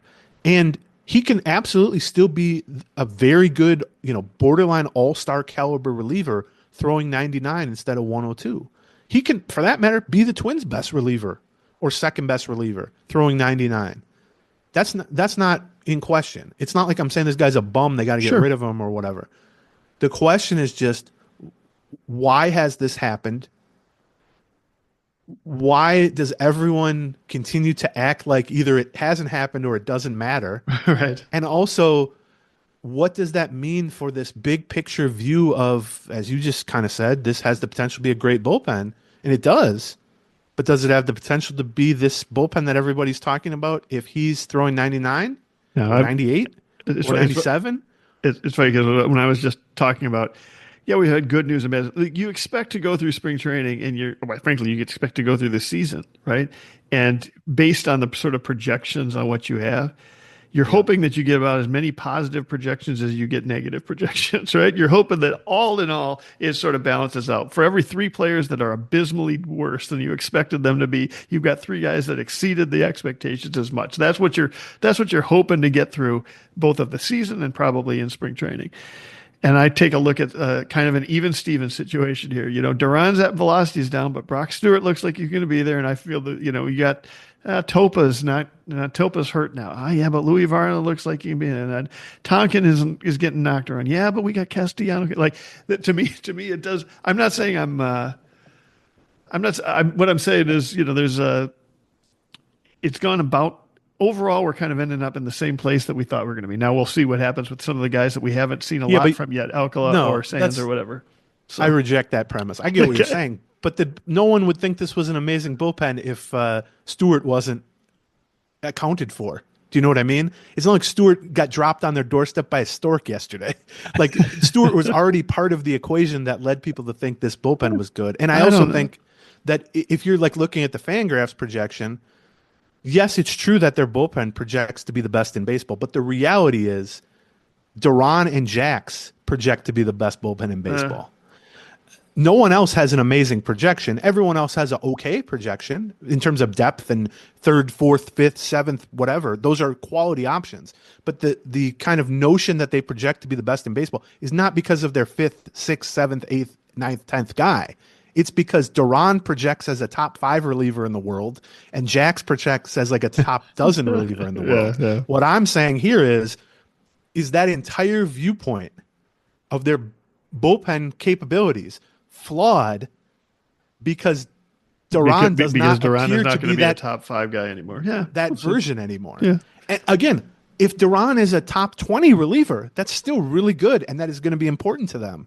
But it does change kind of the scope of what's possible. And, yes, it's great that Brock Stewart is healthy, and it's great that Varland might get a chance here, but we've been kind of if Brock Stewart weren't healthy and Louie Varland weren't getting a chance, we would think less of the bullpen. It's not like it would remain at the same level. So I know people get very upset, both listeners and Twins people get upset when I hammer home this Duran thing. And to be clear, I'm not blaming I don't think he's like doing this on purpose. And I feel for the guy if it's the case that he just can't do what he used to be able to do, because I do think that is the most likely cause, or at least the root cause of this. I think there could be multiple factors, but if he's healthy and he's still 27 years old, 26 years old, the body just, it ain't meant to throw 103 miles an hour for that long. Forever, and I think if you look back at the history of guys who have been anywhere near that level of velocity, they don't have 15-year runs where they do this, other than maybe Aroldis Chapman. For the most part, these guys do it for a couple years. Sometimes they get injured. Sometimes they just lose some velocity. And if anything, I give him some credit because he's different than a lot of these 100-mile-an-hour plus flamethrower guys in that it's not even clear to me that his fastball is not only his best pitch, but maybe not even his second best pitch. I mean, he has phenomenal splitter. He has a phenomenal curveball, and he's tinkering with a fourth pitch too during spring. And it's a credit to him that he was as good as he was last year, which was still a borderline all-star, a high-end reliever. with significantly diminished velocity throughout, and he missed the first month of the season with an oblique injury. But I guess what I'm saying is it time at this point to kind of recalibrate what is in our heads of who Duran is? And I think that's fair. Maybe not right, but so from my point of view, it's hard to do that when the Twins won't even talk about it, okay. Or he won't even talk about it. Do you know what I mean? Yeah. And maybe that's just my personal point of view. It's frustrated me. It's irrelevant, obviously. It's not like it affects his pitching. But all I'm saying is, I need them to go, yeah, it's weird, right? Before I can go, okay, now I'm going to that's all I'm asking for. Okay. I don't need them to go, we've launched some deep investigation and we found that Duran ate too many, Pringles one day on the bus and that hurt his. No, I don't need like some crazy theories about it. I honestly just need him or them to go, yeah, you're right. I don't know. I'm throwing slower. It is what it is. Instead of I mean, for what it's worth, it live without actually saying those words, that does seem to be sort of the impression. Like, right. Now part of that is, like you said, it's hard to get all of his complete thoughts on this because English is his second language. Sure, but English is Rocco's first language, and I've asked him about it a lot. That's I mean, I know Rhode Island is kind of its own language, but as far as I know. Now, maybe it's the questions being asked because, English is my first language. Listeners know that doesn't mean I've mastered it by any means. But, so yeah, and here's, I guess, the last thing we could finish up on here. Yeah. This has been very pitching heavy. Yeah. And you know what? That's fine. This will be the pitching episode because we're not at the point where the hitters have caught up with the pitchers yet. We're going to be able to talk more about sort of the position battles at second base or what they're going to figure out to do in the outfield or what the lineups are going to be. We've gotten a good sense of what the lineup, what Rocco's initial top 5 players might be in the lineup, and I would really like to unpack that. Maybe we'll unpack that next week. So. Although we did talk about that quite a bit with Bobby Nightingale. Yeah, you're right on the Patreon side. Yeah, we should. Some lineup topics and stuff. But the last thing I want to say, you've heard us throughout the offseason talk about how do they project or how does this area of the Twins or the team as a whole look, or how is it perceived relative to the league as a whole, which I think is important, both because I think projection systems can show things that the human brain is unable to because of biases or all that. It can kind of set a baseline expectation, but also because we talk about this a ton, and it's true of us, it's true of fans. If 99% of your focus is on the Minnesota Twins, and why wouldn't it be? You think the rest of the league all that well? Right. Yeah, right. I mean, hell, we don't. We sucked at making over-under picks on the rest of the American League last year, which is where projections come in handy. So you'll hear us talk, and whether it's Fangraphs or Pacoda, or there's some other good. I mean, there's been some real strides made in projection systems, especially on the individual player level, not so much on the team level, because of technology and sort of the AI aspect of this. People can sort of just nail down what correlates to what so much more quickly and with different data. Like it used to be, you looked at a pitcher's strikeout to walk ratio and tried to figure out from that, how does that correlate to ERA? Right. But now it's like, well, we can look at a batter's swing speed or bat speed. We can look at a pitcher's velocity, and we can look at pitch shapes, and we can sort of project based on that. So as there's been more granularity or more data to break down, the individual projections are pretty good. And I think the fantasy industry has been at the forefront of this because they are more invested than even teams on trying to figure out what someone's individual statistics will be. Right. It's a $1 billion industry. But anyway, my point in all this is I looked up this morning because Fangraphs updates their depth chart projections after any injury, after any signing, after any trade. It's sort of a constantly fluid look at the league. And the Twins still are projected to have the number 1 bullpen in all of baseball. Although, as I give the same caveat I gave before, they were projected to have the number 1 bullpen in the American League last year, and they were kind of middle of the pack. They are currently projected to have the number 4 rotation in the American League, not in baseball. So 4th out of 15 in the American League. The teams ahead of them are, I think, Seattle. Boston and New York, Okay. maybe. Yeah, I was going to Something guess. like Yeah. All right. So number 4 rotation, number 1 bullpen. That's going to be a top 3 pitching staff, certainly. Which, yeah, I could see that. They'll make the playoffs, by the way, if they have a top 3 pitching staff. I want to plant that flag right now and say that. But here's the flip side to that. Their lineup, you can't break it down different ways. Infield, outfield doesn't really make sense like you can for relievers and starters. But their lineup right now, and I'm viewing this not just in terms of hitting, but hitting and fielding for position players, so kind of all-around value, but projects 9th in the American League, so 9 out of 15. Yep. So that's below average in the American League. Now you add all of that up, number 1 bullpen in baseball projected, number 4 rotation in the American League out of 15, number 9 position players out of 15 in the American League. That puts them number 5 overall in the American League in terms of just projected wins above replacement, basically, as a team. That sounds reasonable to me, but I will put this caveat in here. They're like a decimal point from being 8th. The 5, 6, 7, it's like Twins, Seattle, I forget the teams, but Baltimore, whatever it is, in that kind of meaty center of like mid 80s wins, right, basically. And, I'm not trying to be Mr. Obvious here, but we know how many teams are going to make the playoffs. That's right. Yeah, in the American League. And we know that if you don't win the division, you have to win the wild card. And if you have to win the wild card, you're competing with teams from the other, all this stuff. Like this is, baseball 101. And so there is quite a big difference between 7th and 8th. Yeah. Between 5th and 8th or 7th and 8th or whatever. And right now they're like, 0.3 wins above replacement from dropping from 5th to 8th. Right. They're not the same distance from rising to like from 5th to 2nd or 3rd. How are they in the AL Central? First, but like I think the Tigers are 0.1 behind them or something like that in Cleveland. But I don't mean to poo-poo optimism for the Twins. I think this is actually a source of optimism given how last season ended. All I'm saying is this matches team-wide my perception of them. Right. Which is, as bad as things were last season, they won 82 games. I think there's reason to believe just from a regression, towards the mean standpoint that 84, 85, 86, 87 wins, something like that is kind of where they're at. Most projection systems see that.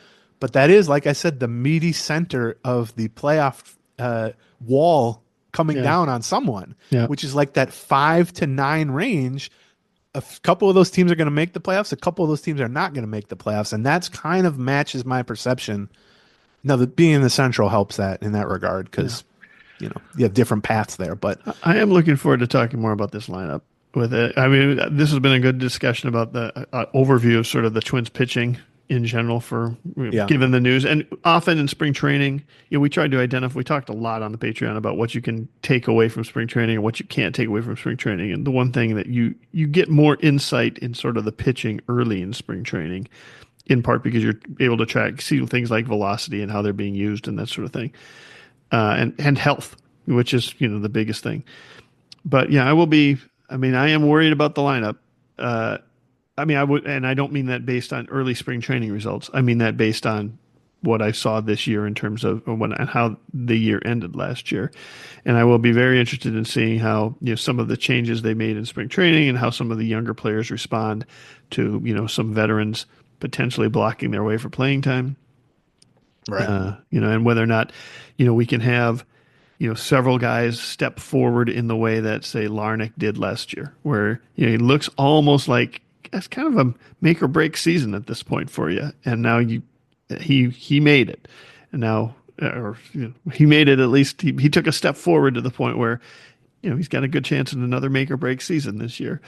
And is probably played his way into, almost an everyday person in the lineup. And I'm wondering, there's like 3 or 4 guys like that I could say the same thing for. So, well, and I think that actually is kind of what I was getting to about the value of projection systems, in that they're not emotionally tied to anything. Right. And the lineup has so many guys, Lewis, Miranda, Julian, just tons of, even so many guys where it's like oh, I absolutely could believe this guy becomes an all-star. Yep. Or I could believe he, has a season like the end of last season. Yep. And this time next year, is this guy even in their plans prominently? Or, what is the, and the beauty of,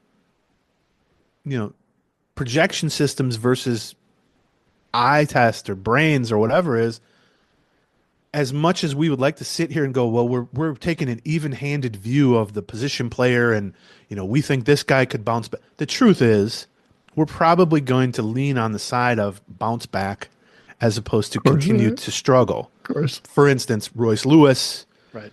Guys like that. And you also sit there and go, well, Larnach took a step forward last year. He probably will take another step forward this year. Right, yeah. Well, you start to kind of take that approach individually, and you get to the end of the lineup and you go, man, this lineup's going to be great. We figured all the guys who struggled last year are going to bounce back, and all the guys who were good last year are going to take another step forward. Well, projection systems say, no, don't listen to that. All they're doing is treating the last 6 weeks as 6 weeks of a sample. Yeah. And unfortunately, once you do that, they have a lot of guys, and Lewis I'll include in this, obviously has as much upside as anybody, but where the projection, because they're trying for like a 50th percentile projection. Right. They're not trying for upside or downside. They're trying for like, what do we think is the most likely to happen? The 50th percentile projections for guys like Lewis and Miranda and Lee and Julian, they're not spectacular. Like they're okay. And we can sit here because we know so much about them and say, oh, there's absolutely upside beyond that. But the truth is there's downside beyond that. And if you're trying to kind of find that middle ground, a lot of these guys project as just, he's okay. Now, would I bet on all these guys just hitting that 50th percentile projection? No. I would bet on most of them either being at 75 or 25. Yeah. But if you have a bucket full of guys that you're betting will be 75th percentile or 25th percentile, they're going to average out to the 50th percentile. So that's why I think that people might be surprised by how kind of mediocre or underwhelming the lineup projections as a whole are. But yeah, like you said, as you get a little deeper into camp, we'll be back. We'll be back next week. Break that down. We'll be back, I think, next Saturday to talk about lineups or talk more Twins spring training news. Probably more hitters focused or position player focused. We'll see. We'll see what news comes up. We've got a Patreon scheduled on Monday with a special guest. We've got another Patreon scheduled on Wednesday. We've also had a mailbag last Wednesday. We also had Bobby Nightingale on Monday before. We encourage you to go check out the Patreon, patreon.com/Gleeman. After that, I think after next week, I think the following Saturday, we'll probably also release our AL over-under picks. After that, the day after opening day, we're not going to be able to have a free show, but we'll probably be doing a quick Patreon show that day. All right, you're mapping out like through the end of time here, right? That's right. So anyway, we would encourage you. Continue. We appreciate you subscribing to the Gleeman and the Geek podcast. We'd also encourage you to go check out the Patreon.com/Gleeman. Thank you to Blackstack. First of all, to our presenting sponsor, Blackstack.